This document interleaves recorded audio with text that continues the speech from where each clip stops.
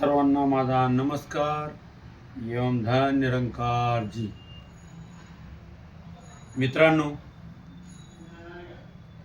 हे शरीर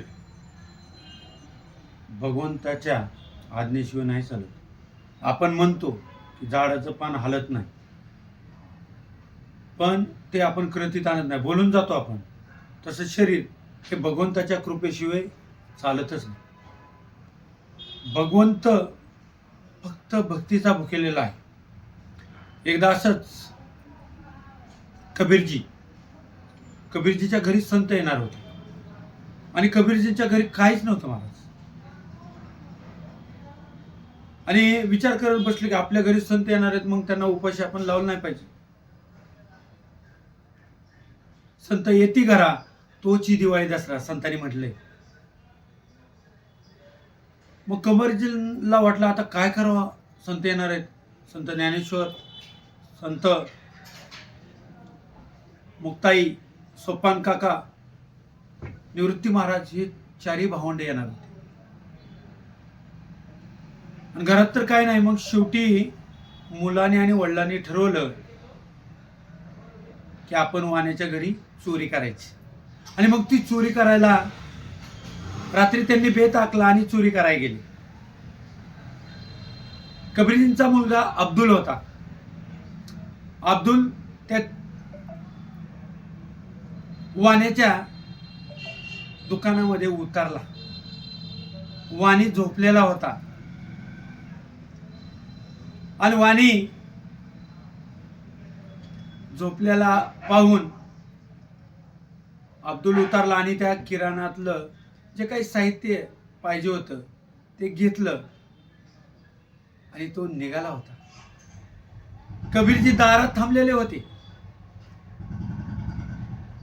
आणि अब्दुल त्या दरवाज्यातून बाहेर येत होता. तोपर्यंत त्या अब्दुलचा पाय त्या एका डब्याला लागला. आणि डब्याला लागल्याच्या नंतर तो वाणी झोपेतून जागा झाला. जागा झालेलं पाहून अब्दुल्लाचा पाय आतमध्ये दुकानामध्ये होता आणि धड डोकं मात्र बाहेर होतं. अब्दुल म्हणाला वडिलाला, तुमच्या हातामधला जो सुरा आहे ना तो माझ्या मानावर मारा. बघा भक्तीमधला भाव काय. आणि हे धड घेऊन जावं म्हणजे जेणेकरून मी ओळखू येणार नाही. त्याच पद्धतीने केलं. कबीरजीनं हातातला सुरा घेतला आणि मानेवर मारला. मारल्याबरोबर ते धड बाजूला झालं. आणि धड घेऊन कबीरजी आणि ती किराणा घेऊन निघून गेली. संत मंडळी जेवायला बसली. जेवायला बसल्याच्या नंतर ते म्हणले, तुमचा मुलगा कुठे अब्दुल? त्यावेळेस आईच्या डोळ्यातून अश्रू वाहू लागले. कबीरजींना ही सगळी हकीकत आपल्या पत्नीला सांगितलेली होती.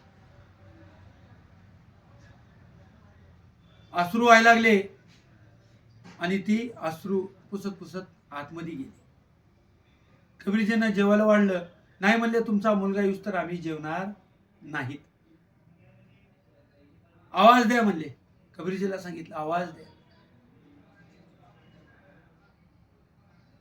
आणि आवाज दिल्याबरोबर अब्दुल धावत पळत आला आणि जेवायला बसला. सांगायचा भावार्थ हाच आहे की भगवंतावर ज्यावेळेस आपण एकनिष्ठ होतो, देहभान हरपून आपण त्या भगवंताच्या सेवेला लागतो, त्यावेळेस भगवंताला सुद्धा कळवळा येतो आणि संताला सुद्धा कळवळा येतो. संत तेची देव, देव तेची संत आणि निमित्ते त्या प्रतिमा. मग विचार करा, जर मेलेले मुर्दे जिवंत करण्याची ताकद कुणामध्ये आहे तर ते संतामध्ये आहे, त्या भगवंतामध्ये आहे. सांगायचा भावार्थ एवढाच आहे की भक्ती आपण अंतःकरणातून केली पाहिजे. वरवरची भक्ती नको.